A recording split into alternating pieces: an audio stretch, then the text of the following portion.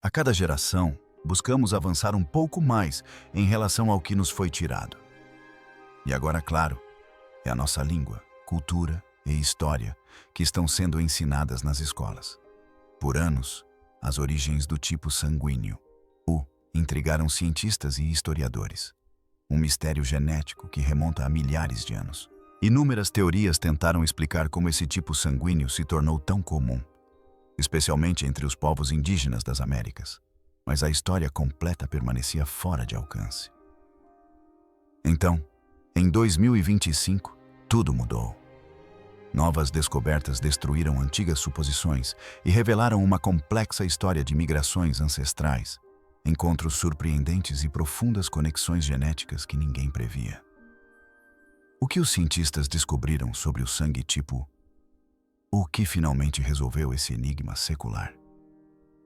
Vamos mergulhar na descoberta revolucionária que está reescrevendo a história da humanidade.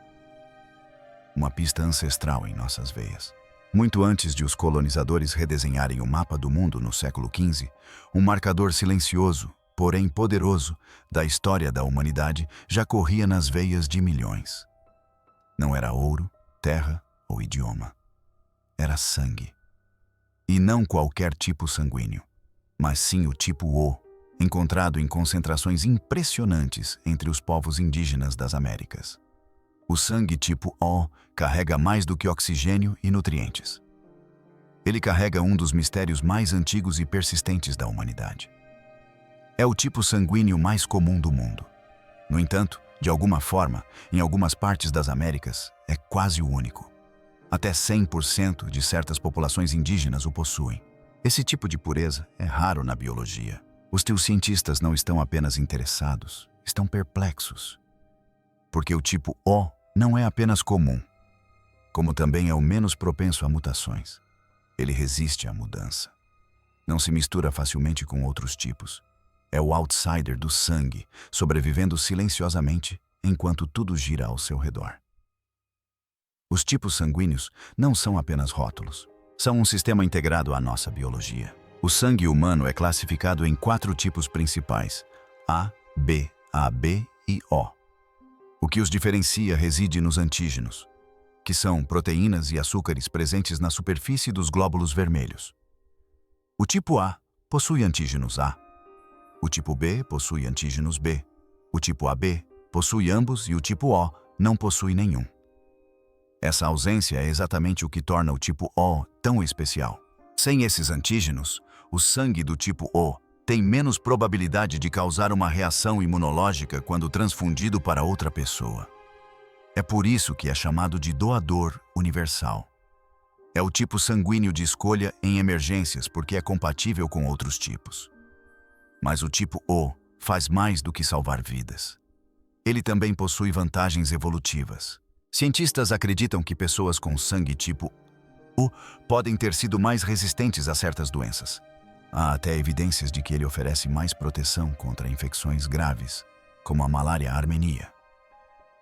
Embora isso pareça mais relevante para a África do que para as Américas, ainda assim sugere por que o tipo O pode ter sobrevivido enquanto outros tipos desapareceram.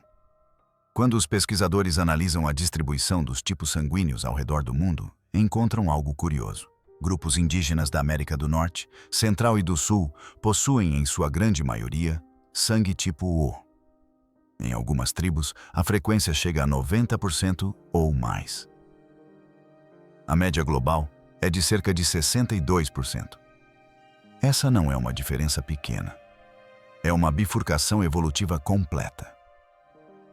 A razão para isso não é totalmente clara, mas uma teoria se destaca. Acredita-se que, há milhares de anos, pequenos grupos de humanos migraram da Sibéria para a América do Norte, atravessando uma ponte terrestre chamada Beríngia durante a última era glacial. Se esses grupos possuíam principalmente sangue tipo O e permaneceram isolados por gerações, faria sentido que esse tipo sanguíneo se tornasse dominante. O isolamento desempenha um papel fundamental. Por milhares de anos, os povos das Américas estiveram isolados do resto do mundo. Nenhum novo tipo sanguíneo foi introduzido, nenhuma mistura com outras culturas. Isso manteve o conjunto de genes do tipo O intacto e altamente concentrado. Sobrevivência ambiental e sangue. Alguns cientistas acreditam que há mais do que apenas isolamento envolvido. O sangue tipo O pode ter ajudado os primeiros americanos a sobreviver em ambientes hostis. Em regiões montanhosas, onde os níveis de oxigênio são mais baixos, pessoas com sangue tipo O poderiam ter tido uma ligeira vantagem. Seu sangue poderia ter sido mais eficiente no transporte de oxigênio sob pressão. Essa vantagem de sobrevivência, mesmo que pequena, pode ter feito uma enorme diferença ao longo do tempo.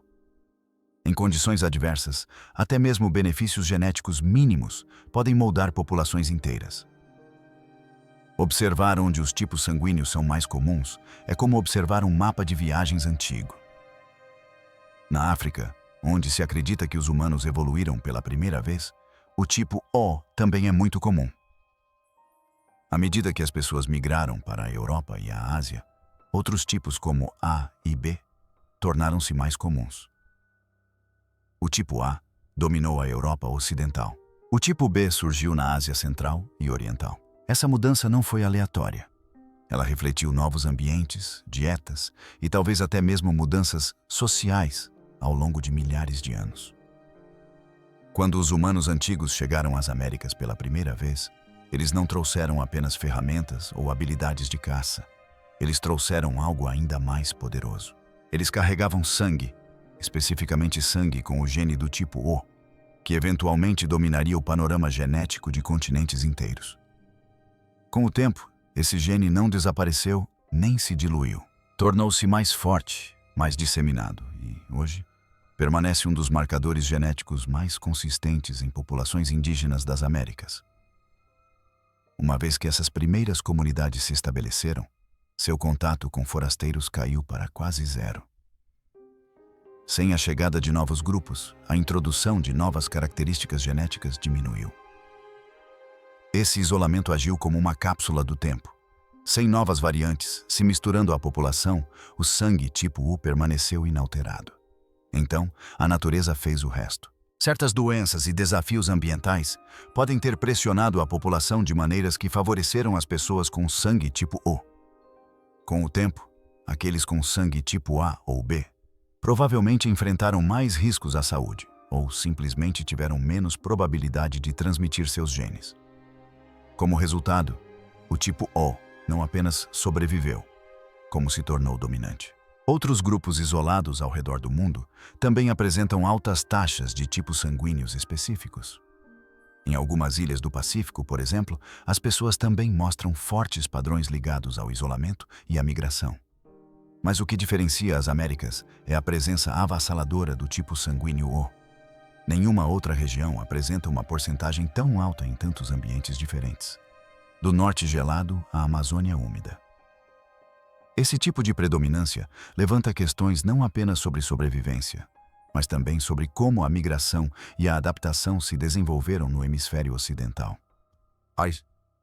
A história do tipo sanguíneo. O começa na Era do Gelo. À medida que os humanos migravam da Ásia para as Américas, provavelmente através de uma ponte terrestre no que hoje é o Estreito de Bering, eles trouxeram consigo um conjunto limitado de características genéticas. Uma delas era o gene do tipo sanguíneo O. Ao longo de milhares de anos, esse gene se espalhou por todos os cantos dos continentes.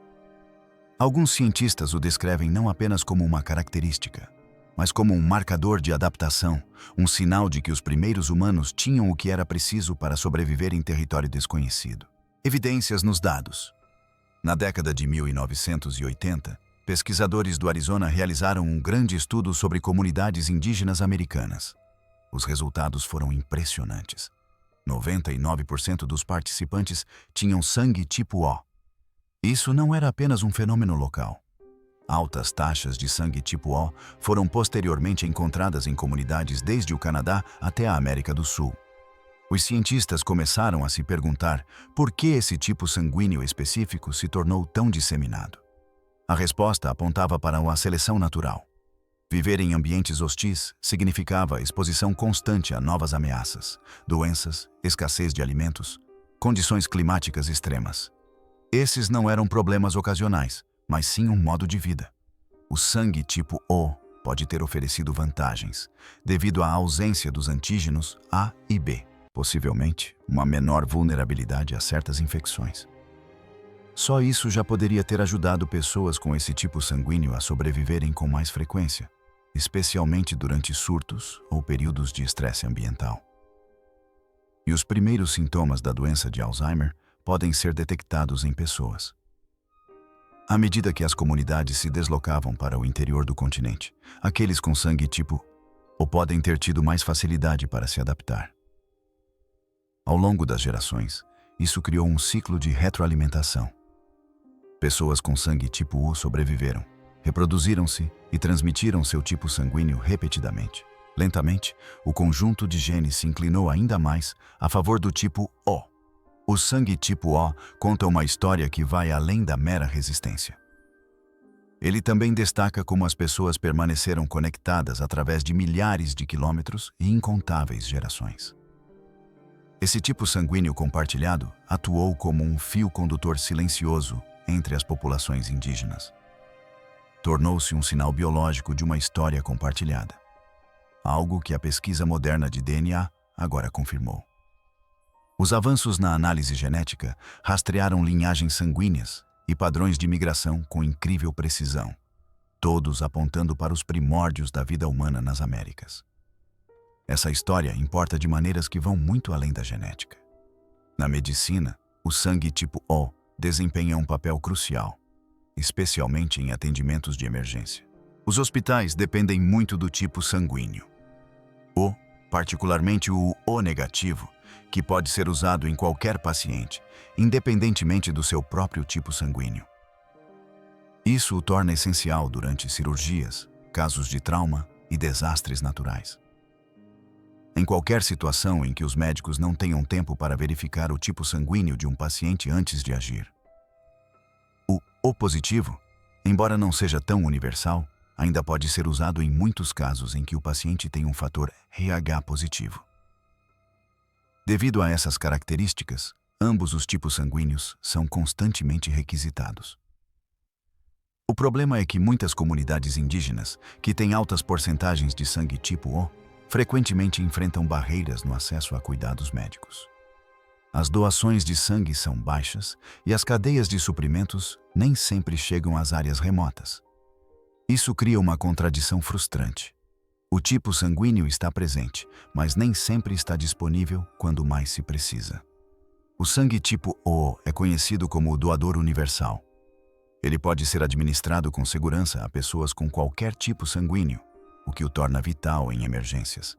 Mas essa capacidade especial também causa um grande problema.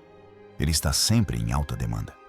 Hospitais em todo o mundo dependem dele durante cirurgias, acidentes e desastres naturais. Isso significa que manter um suprimento constante é difícil e a escassez ocorre com frequência. Os sistemas de saúde em todo o mundo lutam para manter o equilíbrio. Eles precisam manter uma quantidade suficiente de sangue do tipo O disponível para emergências repentinas, ao mesmo tempo que atendem às necessidades médicas diárias. Essa pressão é constante e afeta o funcionamento diário de hospitais e bancos de sangue. Desafios em todo o mundo. A importância do sangue tipo O vai além de seu uso em transfusões. Pesquisadores estão descobrindo que o tipo sanguíneo pode afetar a probabilidade de uma pessoa desenvolver certas doenças. Por exemplo, pessoas com sangue tipo O podem ter um risco menor de doenças cardíacas. Elas também podem reagir de forma diferente a infecções em comparação com pessoas de outros tipos sanguíneos. Se os cientistas entenderem completamente como o tipo sanguíneo está ligado às doenças, isso poderá mudar a forma como os médicos previnem doenças e escolhem tratamentos. Abre-se, assim, a possibilidade de cuidados de saúde personalizados com base na genética e não apenas nos sintomas. O sangue tipo O não está distribuído igualmente entre todas as populações. Algumas regiões têm menos pessoas com esse tipo sanguíneo e, em áreas com acesso limitado à saúde, o acesso pode ser ainda mais difícil. Isso levanta questões sobre equidade. A sobrevivência de alguém deve depender de onde vive ou do tipo sanguíneo com o qual nasceu? Para solucionar esse problema, Especialistas sugerem aumentar as taxas de doação de sangue, melhorar a forma como o sangue é armazenado e compartilhado e fortalecer as parcerias entre os países. Essas medidas podem ajudar a reduzir a desigualdade e dar a todos uma chance melhor em uma crise médica. Os cientistas já estão trabalhando em novas maneiras de lidar com esses desafios. Estão explorando sangue artificial, ferramentas mais precisas para tipagem sanguínea e até mesmo edição genética. Mas, mesmo com esses avanços, o sangue tipo O continuará sendo fundamental no atendimento de emergência, pelo menos por enquanto. Suas características naturais ainda são incomparáveis em situações reais onde tempo e segurança são cruciais. Há outro motivo pelo qual o sangue tipo O é importante, e ele vem do passado.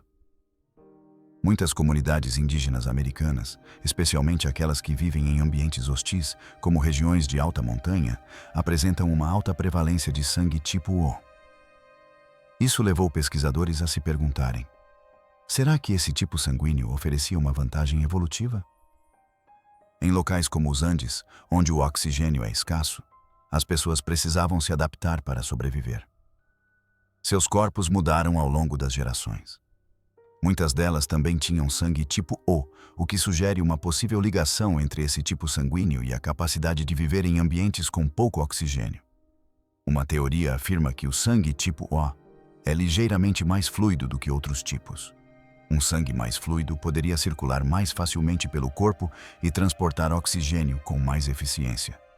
Em áreas de alta altitude, isso poderia fazer uma grande diferença.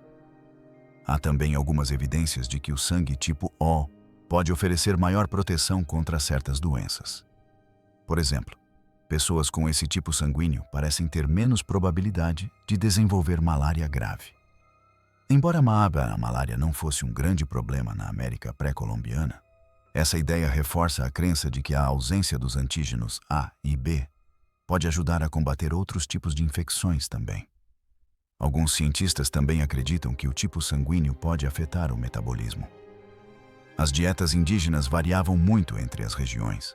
Algumas se concentravam em frutos do mar, outras em milho ou carne. Pesquisas sugerem que o sangue tipo O pode ser mais adequado para digerir dietas ricas em proteínas e gorduras, como as encontradas nas primeiras sociedades de caçadores-coletores. Em grupos indígenas coesos, o trabalho em equipe era essencial. Indivíduos com tipo sanguíneo diferente podem ter sido discretamente mais valorizados durante emergências no parto ou em casos de lesões. Como doadores universais, eles podiam ajudar outras pessoas sem a necessidade de compatibilidade exata.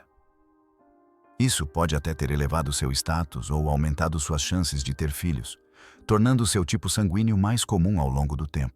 É claro que nenhuma teoria sozinha explica tudo. A vantagem provavelmente decorre de uma combinação de fatores: ambiente, dieta, doenças e necessidades da comunidade.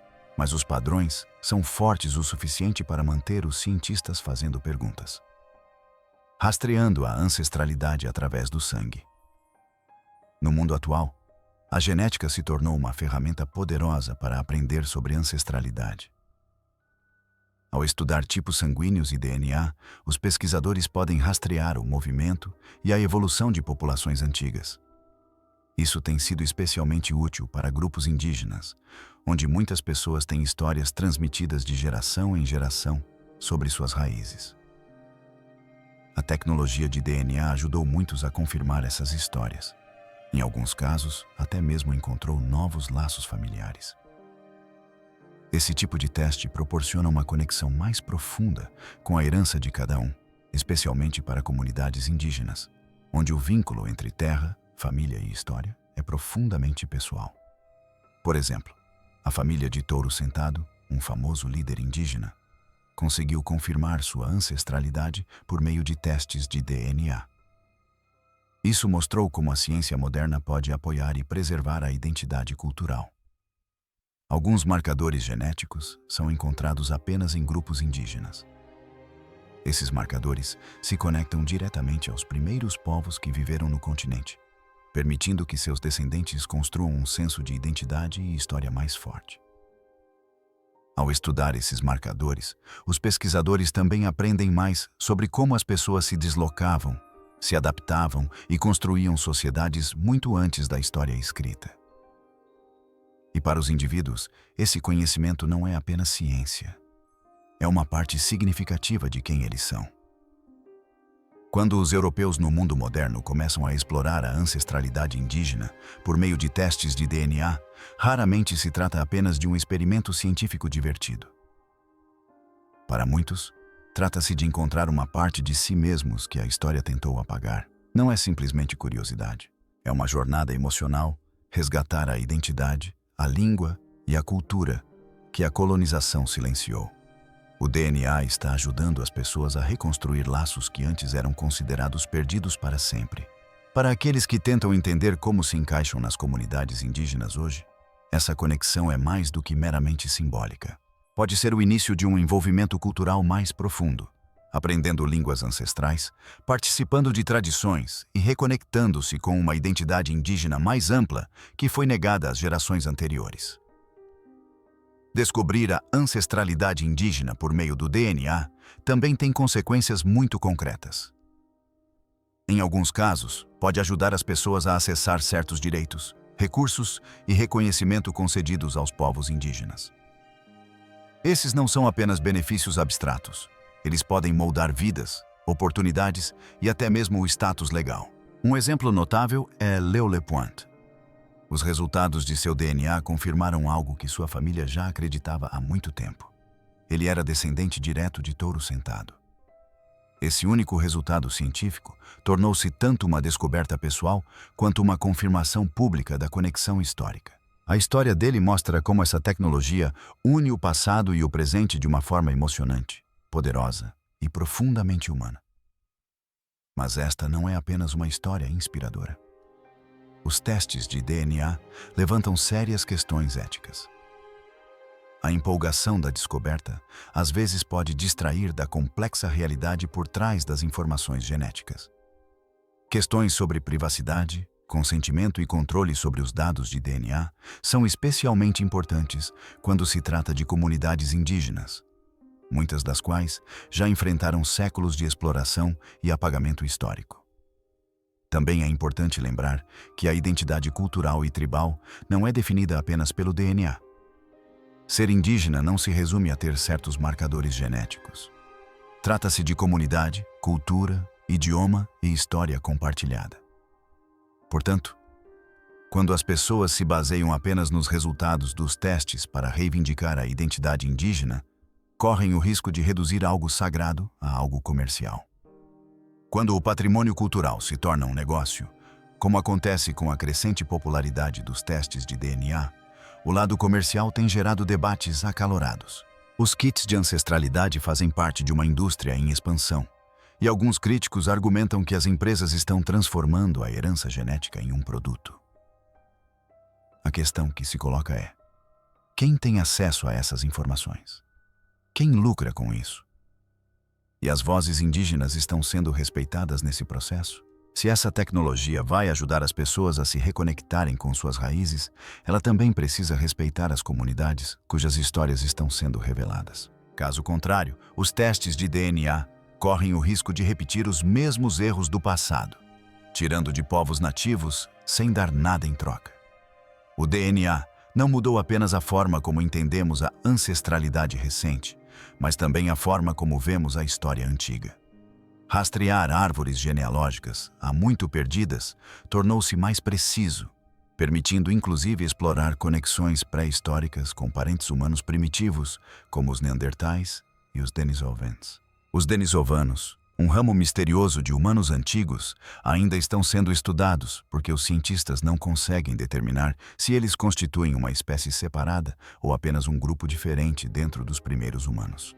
O que sabemos é que tanto os Denisovanos quanto os Neandertais compartilham um número surpreendente de semelhanças com os humanos modernos. Tantas que muitos pesquisadores os consideram subespécies do Homo sapiens. Esses grupos não eram tão distantes ou primitivos quanto presumíamos. Eles possuíam habilidades únicas, cérebros complexos e se adaptavam bem aos seus ambientes. A ideia de que os neandertais eram pouco inteligentes está sendo rejeitada pela ciência. Evidências mostram que eles tinham ferramentas avançadas, comportamentos sociais complexos e possivelmente até arte e linguagem. Os neandertais não desapareceram por serem menos evoluídos. Seu declínio ocorreu aproximadamente na mesma época em que nossos ancestrais, o Homo sapiens sapiens, começaram a se espalhar pelo planeta. Há cerca de 40 mil anos, neandertais e denisovans começaram a desaparecer. O motivo disso ainda é um grande mistério científico. Mas compreendê-lo é essencial para a história mais ampla de como os humanos modernos se tornaram a espécie dominante na Terra. Em tudo isso, o DNA continua a desempenhar um papel fundamental. Não se trata apenas de olhar para o passado, mas também de ajudar as pessoas de hoje a entender quem são e de onde vêm. É ciência, mas também é pessoal. E de muitas maneiras está reescrevendo a forma como contamos a história da humanidade. Às vezes, a pesquisa toma rumos inesperados. Um estudo que não tinha como objetivo explorar por que os neandertais desapareceram acabou oferecendo novas pistas sobre sua extinção. Ao analisar de perto as características compartilhadas e os laços genéticos entre neandertais, denisovanos e humanos modernos, os cientistas obtiveram novas informações sobre o que pode ter causado o desaparecimento dos neandertais. Uma das descobertas mais interessantes sobre os neandertais é a sua cultura. Arqueólogos descobriram vestígios de arte, artesanato qualificado e até mesmo comportamento simbólico entre os neandertais. Essas descobertas desafiam ideias antigas que retratavam os neandertais como seres simples ou menos inteligentes. Em vez disso, mostram um grupo capaz de pensamento complexo e criatividade. A pesquisa genética adiciona outra camada a essa história. Os humanos modernos carregam traços de DNA neandertal, o que significa que os dois grupos não apenas viveram lado a lado, mas também se cruzaram. Essa interação provavelmente influenciou ambos os grupos e contribuiu para a diversidade que vemos no DNA humano hoje. Tudo isso revela que os neandertais não eram apenas seres primitivos que desapareceram por serem mais fracos ou menos inteligentes. Eles eram parentes complexos e adaptáveis que viveram ao lado de nossos ancestrais por milhares de anos. Reconhecer seu papel na evolução humana nos ajuda a entender melhor a longa e notável jornada que fez dos humanos modernos a espécie dominante na Terra. O DNA de Crawford.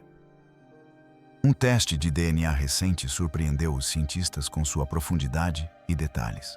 Pesquisadores do Instituto de Pesquisa Celular rastrearam a ancestralidade de um homem chamado Crawford, que vive em Harb, Montana. O que eles descobriram supera as expectativas anteriores e pode mudar o que sabemos sobre a história da humanidade nas Américas.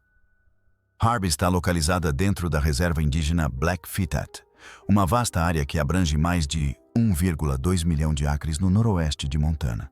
A nação Blackfeet é uma das maiores tribos nativas americanas dos Estados Unidos, com mais de 100 mil membros. Existem também comunidades Blackfeet em Alberta, Canadá. A rica cultura e história dessa região a tornam um local importante para o estudo da migração humana e da ancestralidade. A teoria mais comum é que os primeiros povos a chegar às Américas vieram do norte da Sibéria, atravessando a ponte terrestre de Bering há milhares de anos. Mas os resultados genéticos de Crawford contam uma história mais complexa. Seu DNA revela padrões que desafiam ideias anteriores e abrem novas questões sobre como os humanos se espalharam pelo mundo. Essa descoberta não se resume à história familiar de um homem.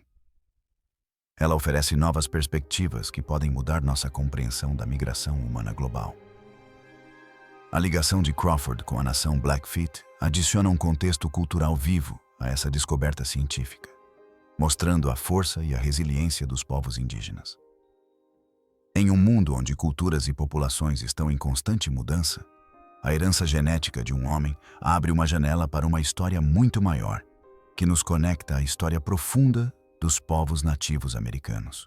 O teste de DNA de Crawford não é apenas uma jornada pessoal. Faz parte de um quebra-cabeça maior que os pesquisadores estão montando para entender a migração e a ancestralidade humana. Ao rastrear as raízes genéticas de Crawford, os cientistas revelam histórias complexas que se estendem por séculos. Este trabalho nos lembra o quão interligadas nossas histórias realmente são, lançando luz sobre as incríveis jornadas que moldaram a identidade humana.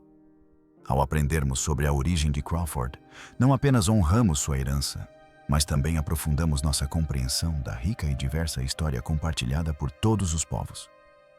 Os cientistas há muito tempo têm curiosidade sobre as origens do sangue tipo Taipo em populações nativas americanas.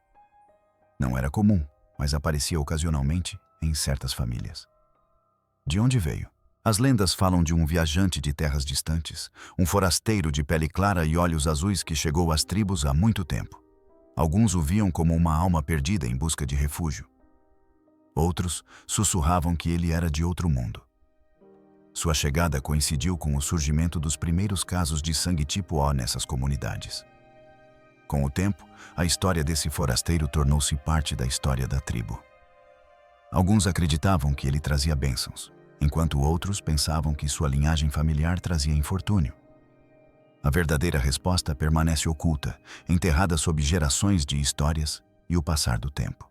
O mistério do sangue tipo O persiste. Lago Baal.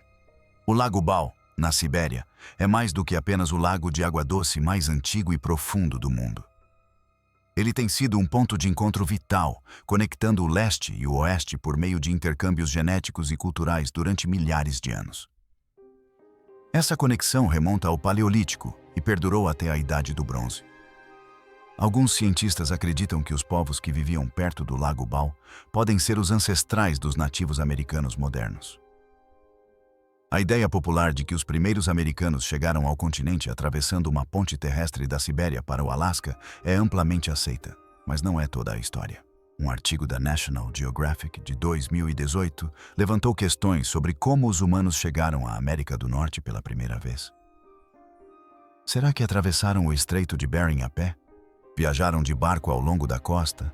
Cruzaram o gelo do Ártico ou, como acreditam algumas tribos nativas americanas, como os Navajo, sempre estiveram aqui?